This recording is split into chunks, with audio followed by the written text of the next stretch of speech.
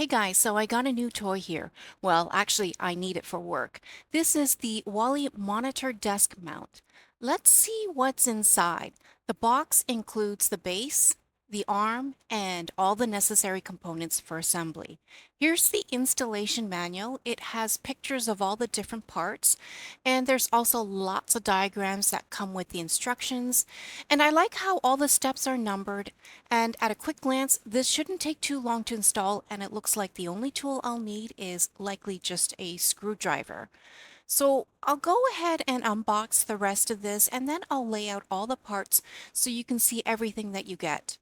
I plan to use this for my 3 monitors, and this triple monitor mount fits monitors and screens up to 27 inches, and each arm can support up to 22 pounds and tilt up to 90 degrees. What I also appreciate about this tabletop monitor mount is that you can position your monitors either landscape or portrait style.